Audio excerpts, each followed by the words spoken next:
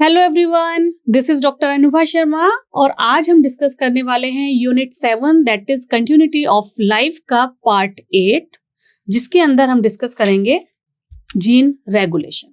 ठीक है, gene regulation के बारे में हम डिस्कस करेंगे। इससे पहले जितने भी प्रीवियस टॉपिक हैं हम अपने प्रीवियस लेक्चर में डिस्कस कर चुके हैं और आई होप आपको वो सारे समझ में आ गए हैं। तो आज बारी है जीन रेगुलेशन की और जीन रेगुलेशन हम शुरू कर रहे हैं।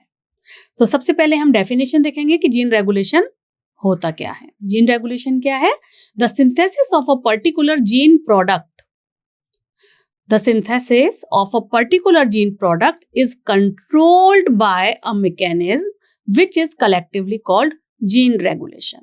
किसी भी जीन का जीन प्रोडक्ट जो है उसकी कितनी सिंथेसिस होनी है, कब होनी है, ये सारा का सारा रेगुलेट होगा with a set of genes.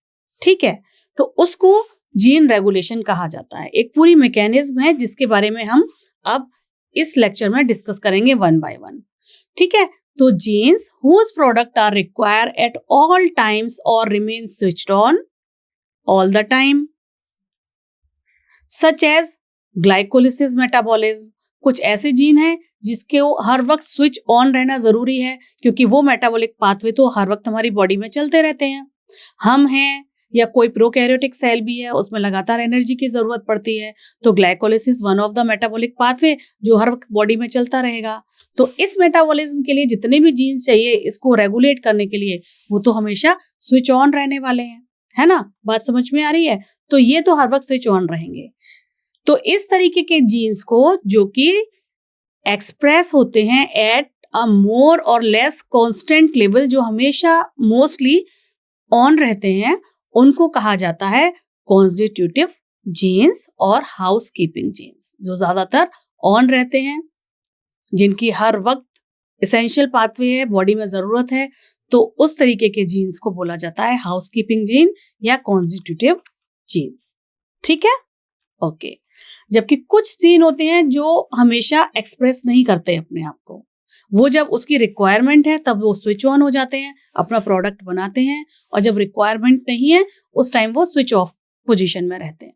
ठीक है, जैसे हमारा fan switch off switch on करते हैं ना, जब सर्दी है तो क्या होगा, हमारा फैन स्विच ऑफ रहेगा, हमें फैन की जरूरत नहीं है। ठीक है, लेकिन जब हमारी समर्स आ जाएंगी, मई आएगी, जून आएगा, तो हमें गर्मी लगती है तो हम उसे स्विच ऑन कर लेते हैं। सिमिलरली जीन भी ऐसा ही करते हैं कि जब जीन के प्रोडक्ट की जरूरत नहीं है तो वो क्या रहेगा, स्विच ऑफ पोजीशन में रहेगा, और जब जरूरत होगी तो स्विच ऑन हो जाएगा, अपने प्रोडक्ट्स बनाएगा, प्रोडक्ट्स बना के वो अपना यूटिलाइजेशन होता है सेल के अंदर। तो इस तरीके की जीन्स को लग्जरी और नॉन कॉन्स्टिट्यूटिव जीन्स कहा जाता है। ठीक है, दे आर स्विच्ड ऑन और off according to the requirement of cellular activity. जब उस सेलुलर पर्टिकुलर एक्टिविटी की जरूरत होगी वो स्विच ऑन हो जाते हैं। सिंपल। जैसे कि कुछ जीन्स हैं जो नाइट्रिक रिडक्टेज में काम आते हैं प्लांट्स में, या लैक्टोज डाइजेशन के कुछ जीन प्रेजेंट होते हैं इकोलाई में। ये सारे के सारे एक फेवरेबल टाइम पर जब उनकी जरूरत है वो स्विच ऑन होते हैं या ऑफ होते हैं, नीड के आधार पर डिसाइड होता है, उस पर्टिकुलर सेलुलर एक्टिविटी के आधार पर डिसाइड होता है। तो इनको लग्जरी या नॉन कॉन्स्टिट्यूटिव जीन कहा जाता है। चलिए, सो जीन रेगुलेशन के बारे में बहुत अच्छा काम किया था दो फ्रेंच साइंटिस्ट थे, माइक्रोबायोलॉजिस्ट थे basically, Jacob and Monod. Jacob and Monod ने 1961 में ये पाया कि genetic material possess group of regulatory gene units. Genetic material में कुछ रेगुलेटरी जीन यूनिट्स होते हैं जिसे उन्होंने ओपेरॉन्स कहा। ठीक है, जो कि पाए जाते हैं, इन्होंने स्टडी किया था प्रोकैरियोट्स में, और अपने इस काम के लिए उनको नोबेल प्राइज भी मिला था। इन्होंने इतना अच्छा इसके बारे में बताया था कि ये लगातार जो जीन्स हैं वो कुछ सेट ऑफ जीन्स आगे आने वाले प्रोडक्ट के लिए जो भी बनना है एक रेगुलेटरी जीन की तरह काम कर रहे हैं। एक सेट ऑफ जीन्स हैं, उसमें कुछ जीन्स हैं, कुछ प्रोडक्ट बनाते हैं, कुछ उसको रेगुलेट करते हैं, कब वो जीन स्विच ऑन होना चाहिए, कब नहीं होना चाहिए। तो वो सारा का सारा इन्होंने ओपेरॉन थ्योरी इन्होंने दी थी। इन्होंने उसके बारे में सारा जीन रेगुलेशन के बारे में बताया था और इसके लिए इनको नोबेल प्राइज भी मिला था। साइंटिस्ट का नाम आपको याद रखना है, जैकब एंड मोनार्ड। ठीक है, ये दोनों फ्रेंच साइंटिस्ट थे।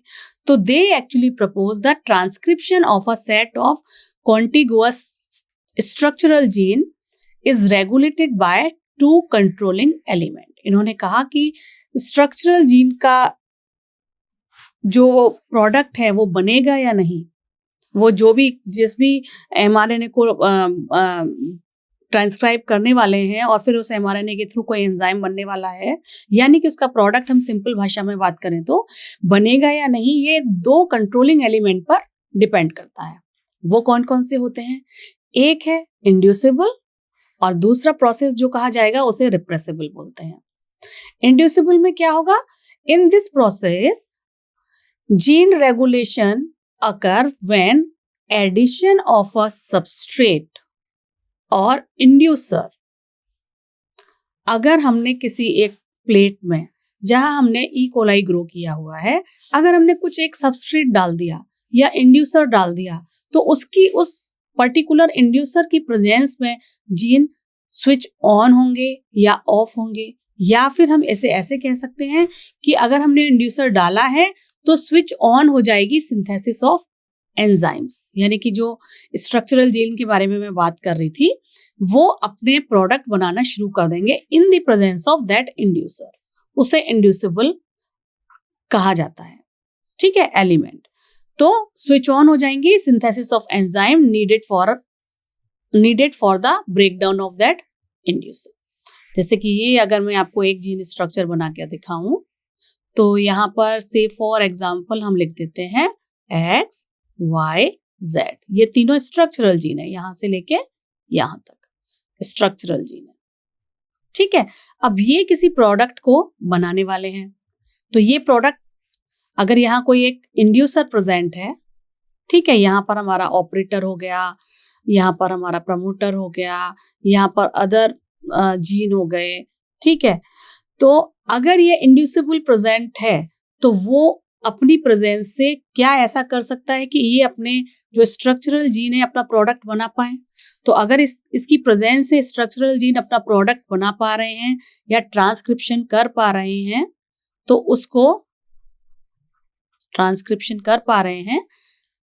उसको इंड्यूसिबल बोला जा रहा है। यहाँ पर क्या है ये? This is a process of gene regulation where addition of a substrate or inducer switch on the synthesis of enzyme needed for the breakdown of inducer। ठीक है, उसकी प्रेजेंस एंजाइम की सिंथेसिस को प्रमोट करती है। ठीक है, दूसरा आता है repressible. In this particular process the gene regulation, addition और accumulation of the end product stop the synthesis of enzyme. जब एंड प्रोडक्ट ज्यादा हो जाएगा तो एंजाइम की सिंथेसिस बंद हो जाएगी क्योंकि एंड प्रोडक्ट ज्यादा हो गया है।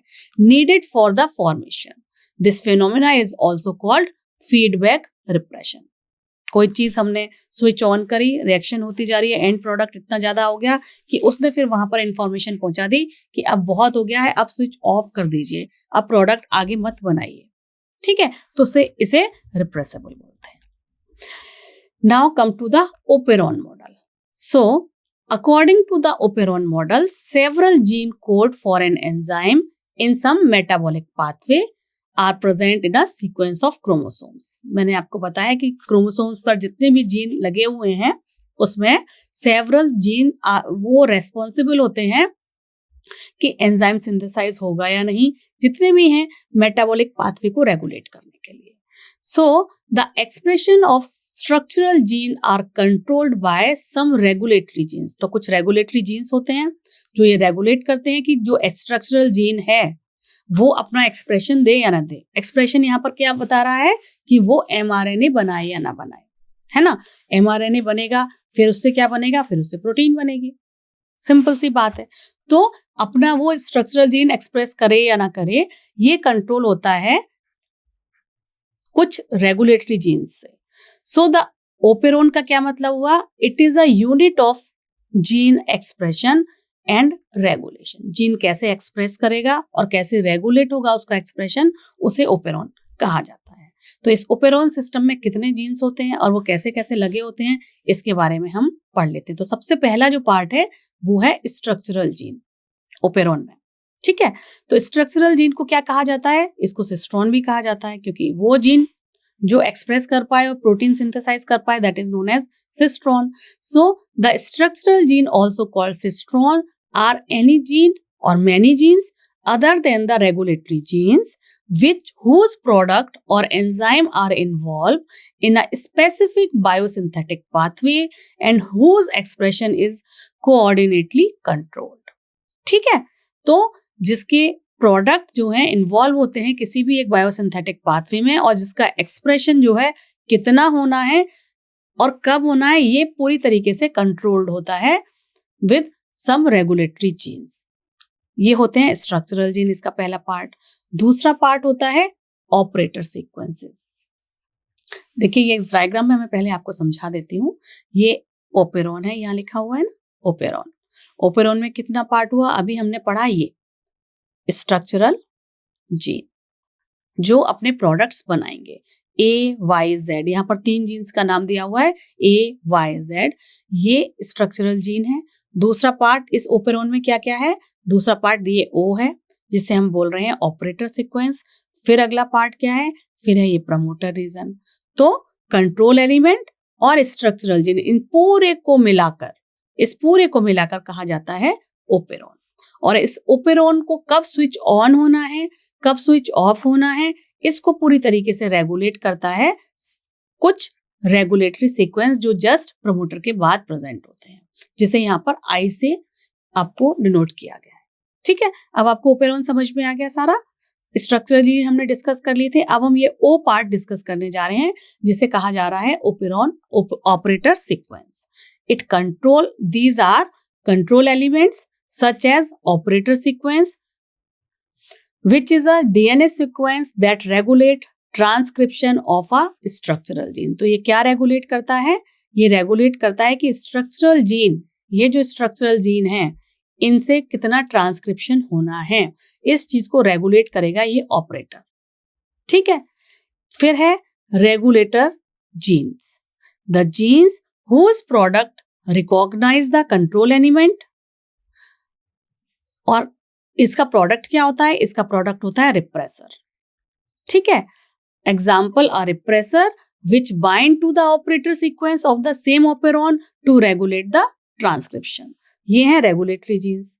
इसका जो प्रोडक्ट है, से फॉर एग्जाम्पल इन्होंने कहा रिप्रेसर। ठीक है, ये इसका जो प्रोडक्ट है, ये अगर ऑपरेटर के साथ जाके, से ये है इसका प्रोडक्ट, अगर ये ऑपरेटर के साथ जाके बाइंड कर जाएगा यहाँ पर, तो ऑपरेटर इसके आगे स्ट्रक्चरल जीन से जो भी प्रोडक्ट ट्रांसक्राइब होना है वो नहीं होने देगा, है ना, क्योंकि वो आगे वाली मैकेनिज्म को रोकेगा। तो ये रेगुलेटरी जीन्स होते हैं जो कि रिप्रेसर यहाँ पर नाम बताया आपको, जो रेगुलेट करते हैं ऑपरेटर को कि कब वो और ऑपरेटर को पर उसका प्रोडक्ट जाकर बाइंड करेगा, तो वो ये कंट्रोल करेंगे कि स्ट्रक्चरल जीन का प्रोडक्ट बनना है या नहीं। ये फंक्शन हो गया हमारा रेगुलेटरी जीन्स का। ठीक है, तो ऑपरेटर में क्या हुआ? Operon have structural and regulatory genes that function as a single unit. It include a regulatory genes जो कहाँ होंगे? यहाँ पर just outside. It is located just outside the operon core for a repressor or aporepressor protein. फिर इसके बाद होगा promoter. Promoter क्या है? It is a sequence of DNA where RNA polymerase bind. ये जो प्रमोटर है यहीं पर आरएनए पॉलीमरेज बाइंड करेगा, अटैच करेगा और अपने आरएनए पॉलीमरेज बाइंड करके अपनी एंजाइमेटिक एक्टिविटी शुरू करेगा। फिर एमआरएनए वो ट्रांसक्रिप्शन शुरू हो जाएगा, है ना। So a promoter is a sequence of DNA where RNA polymerase attaches and when a gene to be transcribe. कब ये अटैच होगा? जब किसी भी जीन को ट्रांसक्राइब करना है, यानी कि उसको अपने अंदर से एमआरएनए सिंथेसाइज करना शुरू करना है, इस तरीके से। तब ये जो प्रमोटर रीजन है इस पर ये कंट्रोल एलिमेंट का जो पार्ट है यहाँ पर आरएनए पॉलीमरेज आकर बाइंड कर जाता है। इसका और अच्छा डायग्राम अभी आगे आने वाली स्लाइड्स में देखेंगे तो आपको ये सारे पॉइंट्स और अच्छे से क्लियर हो जाएंगे। अभी हम फिलहाल ओपेरॉन के पार्ट्स पढ़ रहे हैं। अब यही हमने रेगुलेटरी जीन पढ़ लिया, हमने प्रमोटर पढ़ लिया, अब हम ऑपरेटर पढ़ रहे हैं। ऑपरेटर क्या है? एन ऑपरेटर, ये वाला part, it is again a part of control element. ठीक है, शॉर्ट सीक्वेंस होता है डीएनए का, where repressor protein binds preventing RNA polymerase for attaching the promoter. तो ये रिप्रेसर प्रोटीन कहाँ बाइंड करती है? ये जो रेगुलेटरी जीन ने रिप्रेसर प्रोटीन बनाई, ये मान लीजिए ये है रिप्रेसर प्रोटीन, आर से रिप्रेजेंट कर देती हूं मैं। अगर वो यहाँ पर जाकर बाइंड कर जाती है ऑपरेटर से, तो वो क्या करेगी? आरएनए पॉलीमरेज को यहाँ पर प्रमोटर के साथ बाइंड नहीं होने देगी, और जब प्रमोटर के साथ बाइंड नहीं होने देगी तो आगे का प्रोसेस रुक जाएगा, इनहिबिट हो जाएगा। ठीक है, आगे का प्रोसेस इनहिबिट हो जाएगा। एंड स्ट्रक्चरल जीन, इसके बाद ऑपरेटर के बाद आ गए structural gene. These are code for the enzyme for metabolic pathway and are transcribed as a unit. So these are the structure or these are the set of genes which are the part of operon. Operon की जो main part है वो क्या है? Promoter, operator and structural genes. यहाँ पर Z, Y और A के नाम से है। So the control element and structural gene ये है operon, और इसके इस तरफ जो है प्रेजेंट होते हैं रेगुलेटरी जीन्स जो रेगुलेट करते हैं ओपेरॉन को, कब वो स्विच ऑन पोजीशन में जाए और कब स्विच ऑफ पोजीशन में जाए। रेगुलेटरी जीन के जो प्रोडक्ट हैं वो ये डिसाइड करेंगे कि कब ओपेरॉन फंक्शनल रहेगा और कब फंक्शनल नहीं रहेगा। ठीक है, ओके।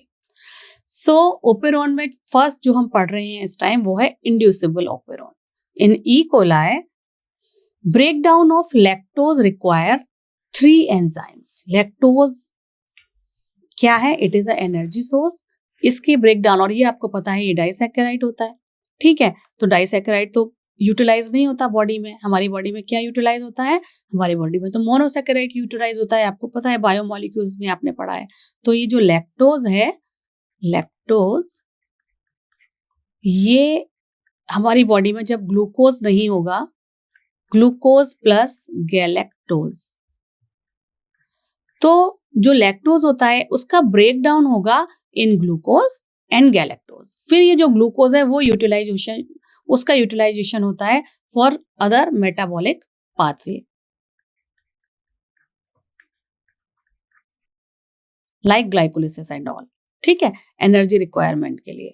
तो जब ग्लूकोज प्रेजेंट नहीं है उस टाइम में क्या होगा? ई कोलाई लैक्टोज का ब्रेकडाउन करेगी और इसके ब्रेकडाउन के लिए 3 एंजाइम्स की जरूरत पड़ती है। ठीक है, गॉट द पॉइंट? समझ में आ रहा है आपको? So these enzymes are synthesised together in a coordinated manner via a regulatory system known as lac operon. तो जब ग्लूकोज का ब्रेकडाउन होना है और वो जब कन्वर्ट होना है मैं गलत बोल रही हूँ, लैक्टोज का ब्रेकडाउन होना है और लैक्टोज को जब कन्वर्ट होना है अपनी मोनोमर यूनिट्स में या मोनोसैकेराइड में, that is glucose and galactose, तो वो ऐसे ही नहीं हो जाएगा। उसको ब्रेकडाउन होने के लिए 3 एंजाइम्स चाहिए हैं, और उन 3 एंजाइम को प्रोड्यूस करने के लिए अ सेट ऑफ जीन्स चाहिए हैं, और उस पूरे ओपेरॉन को बोला जाता है lac operon. The addition of lactose itself stimulate the production of the required enzyme. जो एंजाइम चाहिए उसको स्टिमुलेट करने के लिए जो लैक्टोज है वो खुद ही एक इंड्यूसर का काम करता है।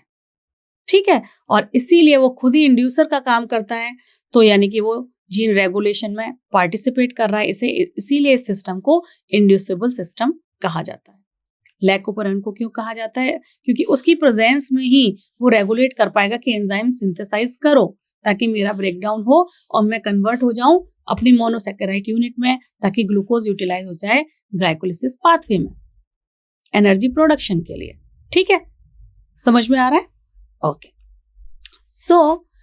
तो जो लैक ओपेरॉन है ये होगा कब टर्न ऑन? जैसा कि मैंने आपको बताया कि E coli bacteria can break down lactose, but it's not their favourable food. यही तो मैं अभी आपको बता रही थी कि ब्रेक डाउन वो कर देगा, लेकिन इसका फेवरेबल फूड तो ये नहीं है। लेकिन अगर ग्लूकोज है उसका फेवरेबल फूड, अगर ग्लूकोज आसपास है तो वो क्या करेंगे, ग्लूकोज को यूज करना प्रेफर करेंगे रादर देन वो लैक्टोज को यूज करें। लेकिन अगर ग्लूकोज कम रह गया है ही नहीं, और उसको एनर्जी चाहिए बैक्टीरिया को, तो वो क्या करे, वो तो कहीं से भी ऐसी चीज खोजेगा ना जिसको वो कन्वर्ट कर ले ग्लूकोज में, तोड़ ले उसको। तो जब ग्लूकोज सिस्टम में है ही नहीं, हमने कोई एक मीडिया बनाया इस प्लेट पर और यहाँ पर हमने ग्लूकोज दिया ही नहीं है और हमने लैक्टोज डाल दिया है, लैक्टोज डाल दिया, ग्लूकोज एनर्जी सोर्स ना देके लैक्टोज डाल दिया, तो बैक्टीरिया को तो जिंदा रहने के लिए लैक्टोज को यूज करना पड़ेगा। तो वो क्या करेगा, वो लैक्टोज खुद ही इंड्यूस करेगा इस पर्टिकुलर जीन सेट को कि भाई आओ एंजाइम्स ऐसे बनाओ जो मुझे तोड़ें और मोनोसैकेराइड यूनिट में कन्वर्ट करें, लैक्टोज को ग्लूकोज प्लस गैलेक्टोज में ब्रेक डाउन कर दें। ये क्या कर दें, ग्लूकोज प्लस गैलेक्टोज में तोड़ दें। ठीक है, अभी मैं आपको बताऊंगी देयर इज एन एंजाइम जिसे बीटा गैलेक्टोसाइडेज कहते हैं, उसकी प्रेजेंस में ये चीज होती है। और इस एंजाइम की सिंथेसिस के लिए भी इसी ओपेरॉन सिस्टम में किस तरीके से फंक्शनल होता है उसके बारे में हम कमिंग स्लाइड्स में बात करेंगे। ठीक है, तो मैं आपको यहाँ ये बता रही थी कि फेवरेबल फूड तो है ही नहीं ई कोलाई का लैक्टोज, वो उसको यूज नहीं करेगा। अगर वो भी पड़ा है मीडिया में और ग्लूकोज भी है एनवायरमेंट में तो वो ग्लूकोज को यूटिलाइज करेगा। हाँ, लेकिन अगर ग्लूकोज खत्म हो गया है और एनर्जी बहुत कम बची है तो फिर क्या करेगा, वो बैक्टीरिया लैक्टोज का ब्रेकडाउन शुरू कर देता है। ठीक है, so if lactose is there is the only sugar available in the media, the E. coli will go right away and use it as a energy source. उसको एनर्जी सोर्स के लिए यूज कर देता है। तो कंडीशनल है, यहाँ पर ग्लूकोज नहीं होना चाहिए और लैक्टोज होना चाहिए, तब ये काम करेगा। जैसा कि मैंने आपको बताया कि कुछ तो हर वक्त स्विच ऑन पोजीशन में रहते हैं, है ना, कुछ होते हैं कंडीशनल, कभी कभी स्विच ऑन होते हैं। ठीक है, जीन्स। ओके, तो to use lactose bacteria must express lac operon genes. अपने जो लैक्टोज है उसको यूज करने के लिए एज अ एनर्जी करेंसी, उसको यूज करने के लिए वो क्या करेंगे, अब अपने लैक ओपेरॉन सिस्टम को वो क्या करेंगे, एक्सप्रेस करते हैं, जो क्या करता है, which encode key enzymes for lactose uptake and its metabolism. To be an efficient as possible, E coli should express a lac operon only when two conditions are met. कब वो एक्सप्रेस करेगा, जैसा मैंने आपको बताया कि लैक्टोज अवेलेबल होना चाहिए सिस्टम में, है ना, एंड ग्लूकोज नहीं होना चाहिए क्योंकि उसका फेवरेबल फूड तो ग्लूकोज है। तभी केवल क्या होगा, लैक ओपेरॉन स्विच ऑन होगा और वो ऐसे एंजाइम सिंथेसाइज करेगा जिससे लैक्टोज का ब्रेकडाउन हो जाए इन ग्लूकोज एंड गैलेक्टोज। ठीक है, okay. So lac operon, lac को यहाँ पर जो लैक ओपेरॉन शब्द दिया है उसमें लैक का मतलब लैक्टोज से ही है, एक तो ये आपको क्लियर होना चाहिए। So lac operon it is a polycistronic structural gene which is regulated by a common promoter and regulatory genes. ठीक है, such arrangement is very common in bacteria and is referred to as operon. इसके अलावा lac operon के अलावा कुछ और ओपेरॉन्स भी हैं, जैसे ट्रिप्टोफान ओपेरॉन, जैसे टीआरपी बोल देते हैं, ARA operon, histidine operon, valine operon, ये बहुत सारे ओपेरॉन हैं जो कंडीशनल ओपेरॉन होते हैं। ठीक है, यहाँ पर हम लैक ओपेरॉन को डिस्कस करने जा रहे हैं। Okay, so lac operon consist of one regulatory gene. अभी हमने ओपेरॉन का जनरल स्ट्रक्चर देख लिया है कि उसमें स्ट्रक्चरल जीन होते हैं। देखिए, आप अभी स्लाइड में लास्ट में मैंने आपको बताया था, डायग्राम याद करें। चलिए मैं यहाँ दोबारा से बना देती हूँ। ये दीजिए, ये तीनों क्या है, स्ट्रक्चरल जीन है, जिसे हमने XYZ लिख दिया, स्ट्रक्चरल जीन। यहाँ पर है ऑपरेटर, यहाँ है प्रमोटर। ठीक है, ये कंट्रोल एलिमेंट्स हो गए और ये कंट्रोल एलिमेंट्स हैं और ये स्ट्रक्चरल जीन है। ठीक है, और यहाँ पर रिप्रेसर जीन है या रेगुलेटरी जीन है। ठीक है, जिसे इंड्यूसिबल जीन्स भी कहा जाता है। तो इस तरीके का स्ट्रक्चर होता है। ये अभी हमने लास्ट कुछ स्लाइड्स पहले ही देखा था। ठीक है, तो अभी मैंने यहाँ डायग्राम इसलिए बनाया ताकि मैं जब ये लाइंस पढूं तो आप इससे रिलेट कर पाएं। क्या रिलेट कर पाएं कि लैक ओपेरॉन में एक वन रेगुलेटरी जीन है जिसे कहा गया है रेगुलेटरी जीन, जिसे कहा गया है आई जीन। ठीक है, I refer to inhibitor and 3 structural genes हैं। ये तीनों स्ट्रक्चरल जीन है जिसको नाम दिया गया है Z, Y एंड A। तो हम लिख देते हैं Z, Y एंड A। ठीक है, the I gene code for repressor of the lac operon. I gene जो है वो लैकोपेरोन के लिए रिप्रेसर को कोड करता है। ओके,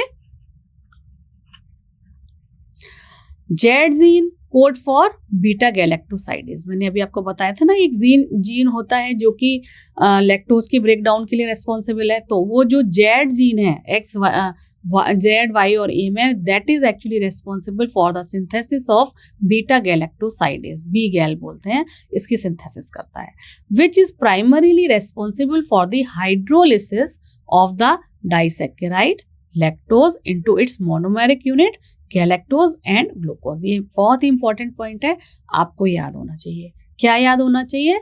आपको याद होना चाहिए कि ये जो लैक्टोज है, इसका जो ये ब्रेक डाउन हो रहा है इन ग्लूकोज प्लस गैलेक्टोज, इसका ये जो ब्रेक डाउन हो रहा है ये हो रहा है बीटा गैलेक्टोसाइडेज की प्रेजेंस में।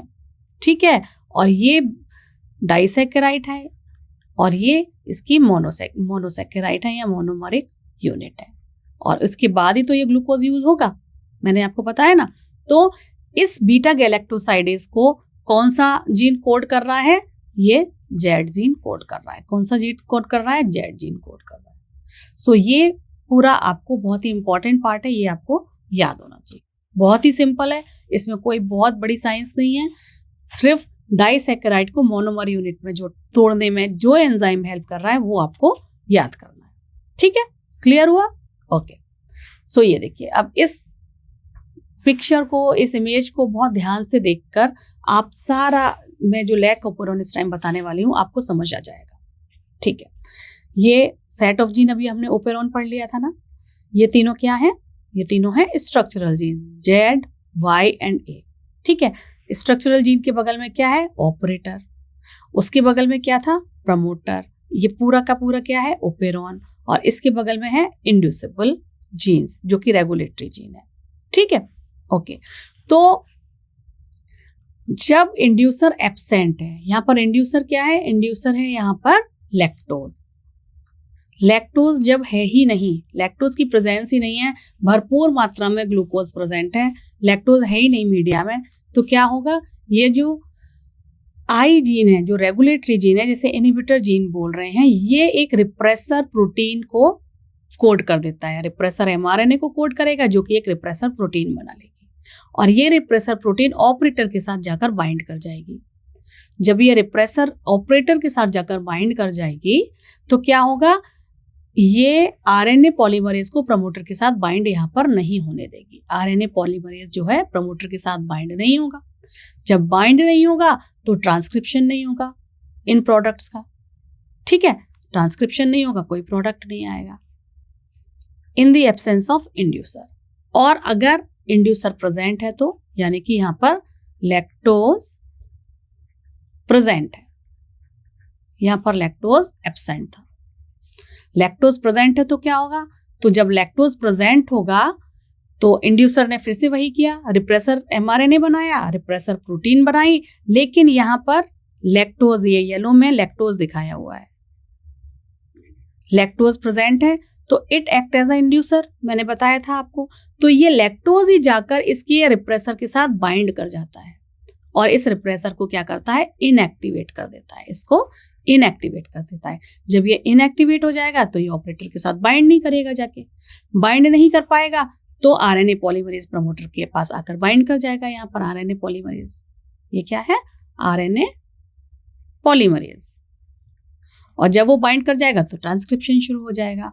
ये तीनों की तीनों स्ट्रक्चरल जीन अपने प्रोडक्ट्स बनाएंगे, ट्रांसक्रिप्शन शुरू हो जाएगा, लैक एमआरएनए बनेगा, जेड जो जीन है वो बीटा गैलेक्टोसाइडेज बनाएगा, Y permease and A transacetylase. ठीक है, समझ में आ गया? कोई प्रॉब्लम तो नहीं है ना? क्या बताया मैंने अभी आपको?